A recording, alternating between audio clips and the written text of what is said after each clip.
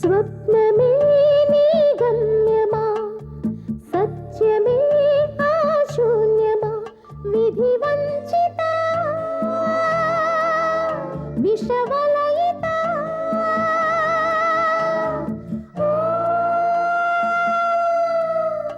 అన్వేషిత అన్వేషిత అన్వేషిత.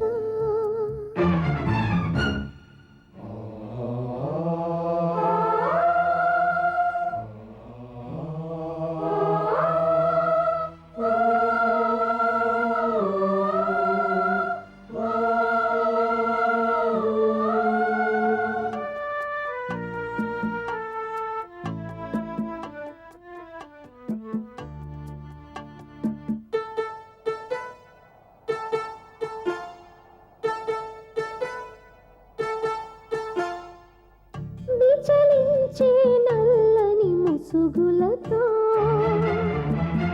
విషమించే అసురుల విసురులతో వలలో చిక్కిన గువ్వలా వరదకు బెదిరిన లేగలా విలవిలలాడుతున్నావు. నీ వేదన తీర్చేవారెవరు? విధి వంచిత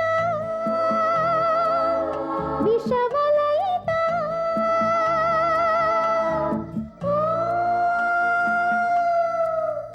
అన్వేషిత అన్వేషిత అన్వేషిత.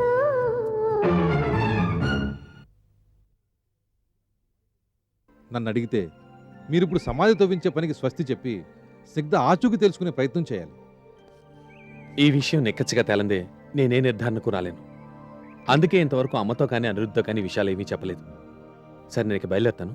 ఫ్లైట్ వచ్చే టైం అయింది. అలాగే బాయ్.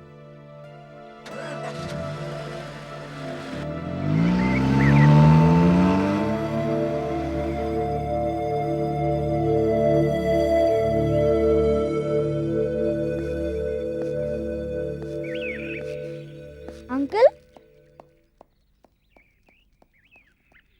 మమ్మీ చనిపోలేదు కదూ? మా మాటలన్నీ విన్నావా అనిరుద్? అంకుల్, మమ్మీ ఎక్కడుందో మీరు తెలుసుకోలేరా? ఆ రోజు మా అడ్రస్ తెలియపోయినా కనుక్కొని వచ్చేసారుగా. అప్పట్లో మన ఇద్దరి మధ్య టెలిపతి లింక్ ఉంది కాబట్టి అది కుదిరింది. మీ మమ్మీ విషయంలో అది సాధ్యపడదు. కానీ నువ్వు ప్రయోగం చేస్తే. ఏంటి అంకుల్, ఏంటా ప్రయోగం? వద్దు అనిరుద్, అది చాలా డేంజరస్. ప్లీజ్ అంకుల్ చెప్పండి, నాకు భయం లేదు. అయినా మీరు ఉంటారు కదా. సరే, అలా కూర్చుని మాట్లాడుకుందాం రా.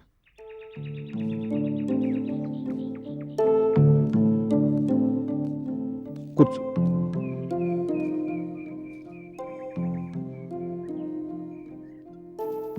నువ్వు ఈ ప్రయోగం చేసే ముందు నేను చెప్పే కొన్ని విషయాలు బాగా అర్థం చేసుకోవాలి. ప్రతి మనిషికి పైకి కనిపించే శరీరంతో పాటు కంటికి కనిపించిన 6 శరీరాలు ఉంటాయి. ఈ ప్రయోగంలో నీ రెండో శరీరం మూడో శరీరంతో మనకు పని ఉంటుంది. నీ రెండో శరీరం అంటే ఎత్రిక్ బాడీ, వ్యోమ శరీరం. నీ మూడో శరీరం అంటే ఎస్ట్రల్ బాడీ, సూక్ష్మ శరీరం. నీ భౌతిక శరీరంలోంచి నీ రెండో శరీరంతో మూడో శరీరంతో బయటికి రాగలిగితే నువ్వెక్కడికైనా వెళ్ళొచ్చు. ఒరేయ్, ఏం చేస్తున్నావురా ఇంతసేపు బయట? ఆ ప్రొఫెసర్తో అంతంతసేపు మాట్లాడేమిటి నీకు? ఇవాళేం చెప్తున్నాడు? అంకుల్ మాటలు నీకు అర్థం కావుగా. దయ్యాలు, భూతాలు, చనిపోయిన వాళ్ళ ఆత్మలతో మాట్లాడ్డాలు ఇవేగా ఆయన నూరిపోసేది. నానమ్మ, ప్రొఫెసర్ అంకుల్ గురించి అలా మాట్లాడుకు. మమ్మీ ఎక్కడుందో తెలుసుకోవాలంటే ఏం చేయాలో చెప్తున్నాడు అంకుల్. ఏమిట్రా నువ్వు చెప్తున్నది? మీ మమ్మీ గురించి తెలుసుకోవడం ఏమిటి? చనిపోయిన మీ మమ్మీ మమ్మీ చనిపోలేదు, బతికే ఉంది. అలా అని చెప్తున్నాడా ప్రొఫెసరు? ప్రొఫెసర్ అంకుల్ చెప్పడమే కాదు, డాడీ కూడా అదే అనుకుంటున్నారు. నీకు చెప్పలేదా? అందుకే కదా ఇవాళ రాత్రి శ్మశానంలో సమాధి తవ్వించి అస్థికలు బయటికి తీయాలనుకుంటున్నారు. సమాధి తవ్వించి అస్థికలు బయటికి తీస్తారా? ఎందుకు? స్కల్ రీకన్స్ట్రక్షన్ అని ఒక ఇన్వెస్టిగేషన్ ఉందిలే. అది నీకు తెలీదు, డాడీని అడుగు చెప్తాడు.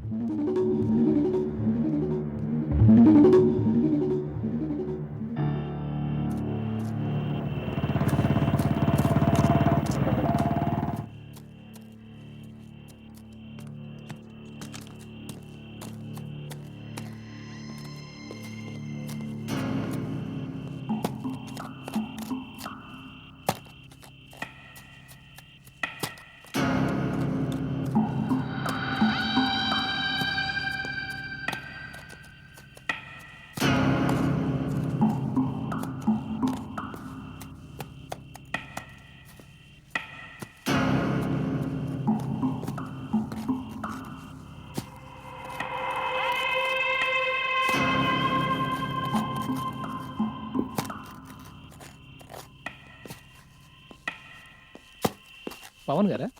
అవునండి. I'm inspector Sridhar. Nice meeting you. Problem లేదు కదా సార్? కమిషనర్ గారు చూసి రమ్మన్నారు.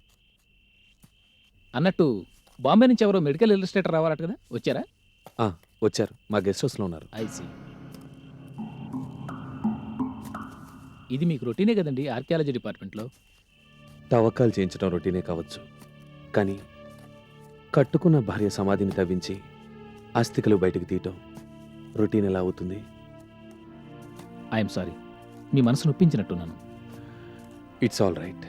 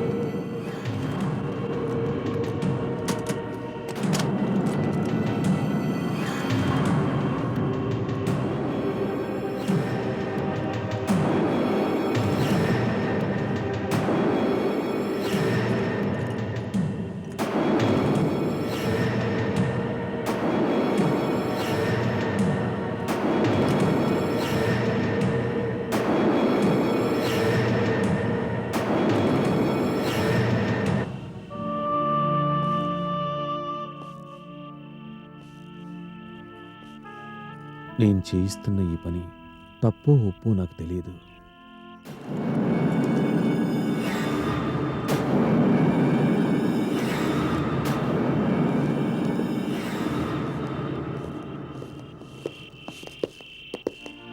ఈ అస్థికలు ఎవరివైనా ఆ వ్యక్తి నా పరిస్థితిని అర్థం చేసుకుని నన్ను క్షమించాలి.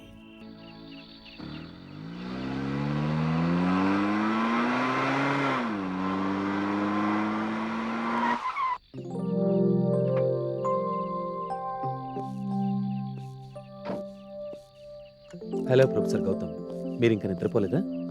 లేదండి, ఫారెన్సిక్ ల్యాబ్లో నా కంప్యూటర్ సెట్ చేసుకుని నేను ఇందాకే వచ్చాను. మీకు ఎంత ఆలస్యమైంది ఏమిటి? పని మొదలు పెట్టేసరికే 12 దాటింది. ఓ ఐసి. ఇంకా మీ వాళ్ళు అక్కడే ఉన్నారా? లేదండి, అస్థికలు తీసుకుని వ్యాన్లో వస్తున్నారు. ప్రొఫెసర్ గారు, ఇక అంతా మీ చేతిలోనే ఉంది. I want to tell you something. ఎంత కాదన్నా ఈ పని పూర్తి చేయడానికి 10 రోజులు పడుతుంది. చాలా ఓపిక చేయాల్సిన పని ఇది. వారం 10 రోజులా? అదేంటి సార్, మీ అనుభవం చాలా గొప్పది. లోగడ ఒకసారి మీరు 3000 సంవత్సరాల నాటి పుర్రెని తీసుకుని కంప్యూటర్ ఇమేజింగ్తో బొమ్మ గీసి మరీ చాలా తక్కువ సమయంలో చూపించారు. అటువంటిది ఇవి కేవలం 7 ఏళ్ల క్రితం అస్థికలు. పైగా మా ఆవిడ ఫోటో కూడా మీకు ఇచ్చాను. సారీ సార్, నేను మిమ్మల్ని తొందర పెడుతున్నాను. Please, it's my life and death question. Relax Pawan. మీ సమస్య ఏమిటో అర్థం చేసుకునే కదా ఉన్న పొలాన్ని బయలుదేరి వచ్చాను. వెంటనే మీ పని మొదలు పెడతాను. ఇక్కడ చేయాల్సిన క్యాలిక్యులేషన్స్ చేసుకుని రేపు పొద్దున్నే స్కల్ డైమెన్షన్స్ కంప్యూటర్కి ఫీడ్ చేస్తాను. అలాగే. మా వాళ్ళు వచ్చేసారు సార్.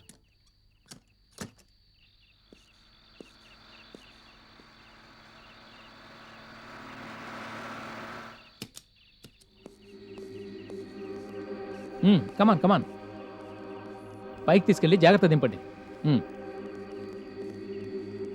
రాంబాబు సార్. నువ్వు ఇక్కడే ఉండి ఆ స్కెల్టన్ శుభ్రం చేయించి పైన ఒక రూమ్లో పెట్టించు. అలాగే సార్. ప్రొఫెసర్ గారు దాన్ని స్టడీ చేస్తారు. సార్, రాంబాబు ఇక్కడే ఉంటాడు, మీకేం కావాలో చెప్పండి. వస్తాను. Okay inspector, let's go. Bye sir. Good night.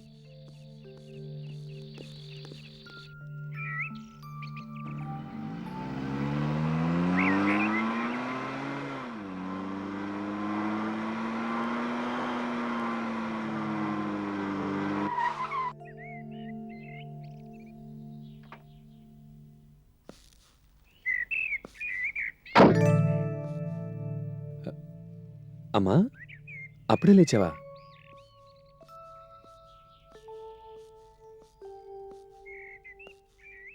ఏంటమ్మా ఇక్కడ కూర్చున్నావు?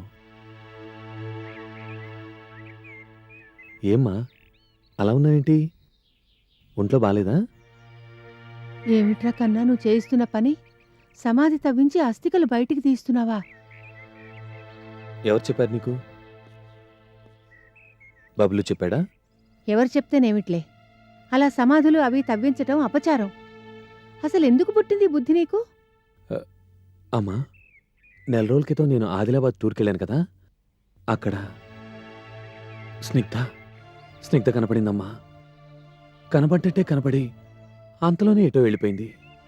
అదంతా భ్రమ అనుకున్నాను నేను. కానీ అయినా 7 ఏళ్ల క్రితం నీ కళ్ళ ముందే చనిపోయిన అమ్మాయి బతికుంటుందని ఎలా అనుకున్నావు కన్నా? అవునమ్మా, అందుకే ఆ విషయం గురించి ఎవరికీ చెప్పలేదు నేను. కానీ వారం రోజుల క్రితం నాకు పోస్ట్లో ఒక ఫోటోగ్రాఫ్ అందింది. అది చూశాక ఆదిలాబాద్లో నేను నిజంగానే స్నిగ్ధం చూశాననిపిస్తోంది. అయితే 7 ఏళ్ల క్రితం గ్యాస్ సిలిండర్ పేలి చనిపోయింది ఎవరా అన్న అనుమానం వచ్చి వెంటనే పనిగట్టుకుని ఆసిఫాబాద్కి వెళ్ళాను. మస్తానమ్మ గురించి అక్కడ వాకప్ చేశాను. మస్తానమ్మ గురించా? ఎందుకు? మనం అనుకున్నట్టు మస్తానమ్మ ఆసిఫాబాద్కి తిరిగి వెళ్ళిపోలేదు. ఆసిఫాబాద్కి వెళ్లే బస్సులో ఎక్కి కూర్చున్నాక మనసు మార్చుకుని బస్సు దిగిపోయిందట. ఆ, ఈ విషయాలన్నీ నాకు ఆసిఫాబాద్లో ఖాన్సాబ్ అనే పెద్ద ఆయన కలిసినప్పుడు చెప్పాడు. దీన్ని బట్టి చనిపోయింది స్నిగ్ధ కాదు, బహుశా మస్తానమ్మ కావచ్చని నాకు అనుమానం వచ్చింది. ఏదేమైనా బాగా ఆలోచించి పరిశోధించాకే ఒక నిర్ణయానికి రావాలి కాబట్టి పోలీసు పర్మిషన్ తీసుకుని సమాధి తవ్వించి అస్థికలు తీయించాను. ఇంగ్లాండ్ నుంచి ఒక స్పెషలిస్ట్ని పిలిపించి స్కల్ రీకన్స్ట్రక్షన్ చేస్తున్నానమ్మా. అంటే అతను అసలు చనిపోయిందెవరో బొమ్మ గీసి చూపిస్తాడనమాట. ఒకవేళ చనిపోయింది స్నిగ్ధ కాదని తేలితే వెంటనే తనెక్కడుందో కనుక్కోవడానికి ప్రయత్నాలు మొదలుపెట్టచ్చు. అది తెలుసుకోకుండా ఆశలు పెంచుకోవటం నాకు ఇష్టం లేదమ్మా. అందుకే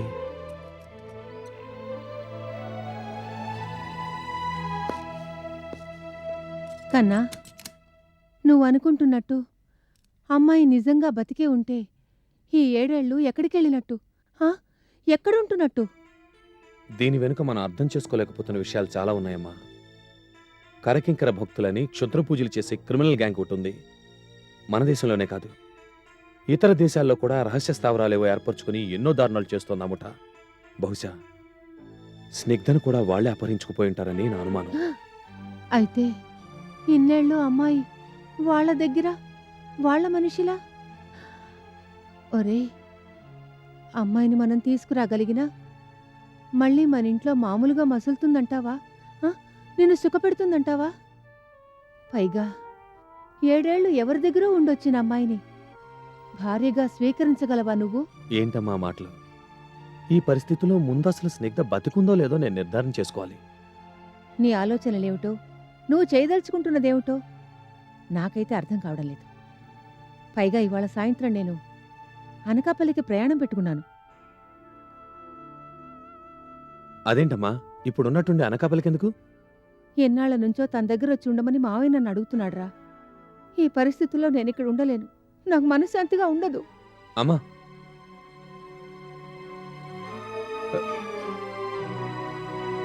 అమ్మా, నా మాట వినమ్మా. ఈ 7 ఏళ్ళు స్నిగ్ధ లేకుండా నేను అనుభవించిన బాధ నీకు తెలియంది కాదు. ఇప్పుడు తాను చనిపోలేదని, బతికే ఉందన్న అభిప్రాయంతో నేనున్నప్పుడు నన్ను ఒంటరిగా వదిలిపెట్టి నువ్వు పోనీ ఓ వారం 10 రోజులు ఆగు. ఆ తర్వాత నేనే స్వయంగా నిన్ను. వద్దురా కన్నా, నన్ను ఆపద్దు, వెళ్ళని. పైగా ఇక్కడుండి నేను చేసేది కూడా ఏమీ లేదు. నీ పనుల మీద నువ్వు తిరుగుతూ ఉంటే నీ కొడుకును కనిపెట్టుకుందాం అనుకున్నా వాడికి నా పొడంటేనే గిట్టదు. నన్ను వెళ్ళని. ఇవాళ సాయంత్రం బస్సులోనో ట్రైన్లోనో బయలుదేరి వెళ్తాను. కొన్నాళ్ల పాటు అక్కడ ఉండి నా మనసు కుదుటపడ్డాక నేనే మళ్ళీ నీ దగ్గరికి వచ్చేస్తాను. సరే, నీ ఇష్టం.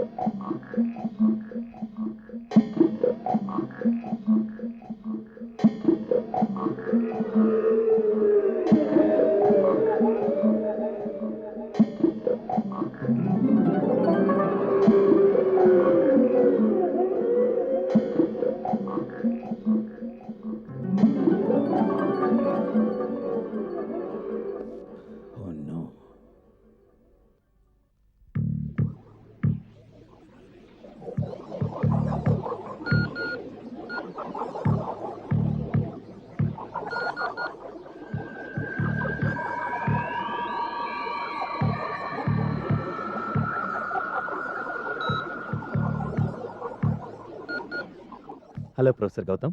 హలో, రండి. Mister Banerjee, computer room incharge. Hello Banerjee garu. Nice to nice to meet meet you. You. I'm Pawan. కూర్చోండి. సారీ ప్రొఫెసర్ గారు, లేట్ అయింది. మా అమ్మని రైల్వే స్టేషన్లో దింపడానికి వెళ్ళాను. It's all right. ఇది చూడండి, స్కల్ రికన్స్ట్రక్షన్ అప్పుడే పూర్తయిందా? ఇంకా పూర్తి కాలేదు. మీరు తొందరలో ఉన్నారు కాబట్టి షార్ట్కట్లో ఏదో మొదలుపెట్టాను. ఇందులో రిజల్ట్ సరిగా రాకపోవచ్చు. రెగ్యులర్ మెథడ్లో పెడితే ఆలస్యమైన పర్ఫెక్ట్ ఇమేజింగ్ వస్తుంది. మరి ఇది ఇదా? ఇది మీరు సమాధిలోంచి ఎగ్జూమ్ చేసిన పూర్వ డైమెన్షన్స్ కంప్యూటర్లో ఫీడ్ చేస్తే ఈ బేసిక్ షేప్ వచ్చింది. దీనికి ఈ లోయర్ జా లేదు గనక అది కూడా క్యాలిక్యులేట్ చేసి క్రియేట్ చేశాను.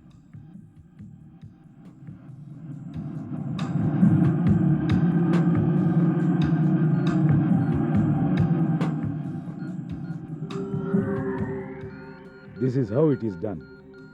నైస్. మరి స్నిగ్ధ ఫోటోతో దీన్ని మ్యాచ్ చేసి చూసారా? చేశాను కానీ మ్యాచ్ కాలేదు. ఫోటోగ్రాఫ్తో మ్యాచ్ కాలేదని వదిలేయడానికి లేదు. Photograph is a 2 dimensional object, whereas this skull is 3 dimensional. అంటే కొంతవరకు మీ ప్రశ్నకు సమాధానం దొరికిన అసలు ఈ పుర్రె ఎవరిదో, బతికున్నప్పుడు ఈ మనిషి ఎలా ఉండేదో తెలుసుకోవడానికి షార్ట్కట్లో స్కల్ మీద రీకాస్టింగ్ మొదలుపెట్టాను. కొంత క్యాలిక్యులేషన్తో, కొంత నా ఇమాజినేషన్తో స్కల్ మీద bit by bit material add చేస్తూ పోయాను.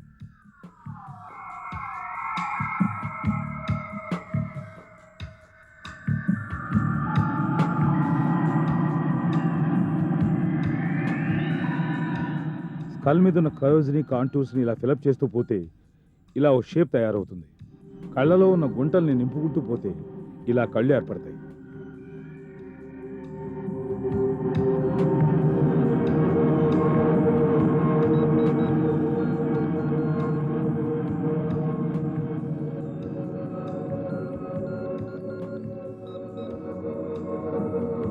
Similarly, we can go ahead with cheekbones, forehead, chin.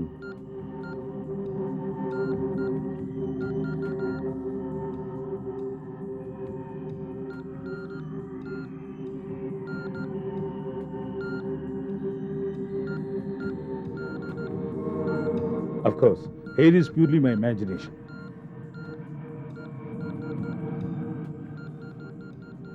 ఇదంతా రెండర్ చేస్తే మొత్తం పిక్చర్ ఎలా వస్తుందో చూడండి.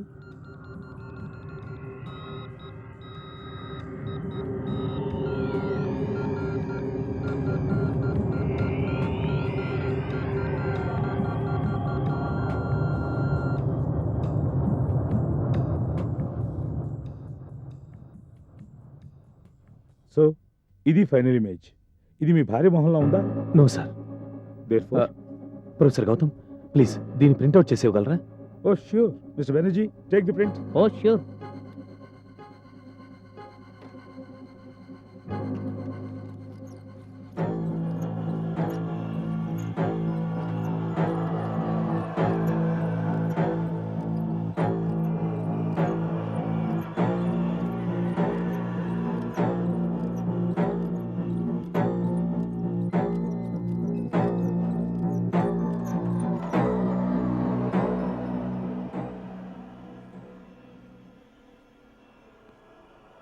పవన్ సార్, ఇక్కడ ఓ ఘాటు ఉండాలి.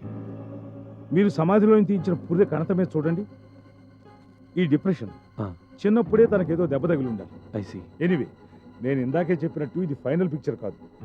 ఇలా షార్ట్ కట్లో కాక డీటెయిల్డ్గా వర్కౌట్ చేస్తే పర్ఫెక్ట్గా తెలుస్తుంది. బట్ ప్రొఫెసర్ గౌతమ్, మీరు ఇంకా శ్రమ పడాల్సిన అవసరం లేదు. చాలా తక్కువ టైంలో మెరకల్ చేశారు. You are great, really great. అంటే నా ప్రశ్నకు సమాధానం దొరికిపోయింది ప్రొఫెసర్. ఇది ముమ్మూర్తుల ఒకప్పుడు మా ఇంట్లో పనిచేసిన అమ్మాయి మస్తానమ్మ బొమ్మ. Excuse me sir.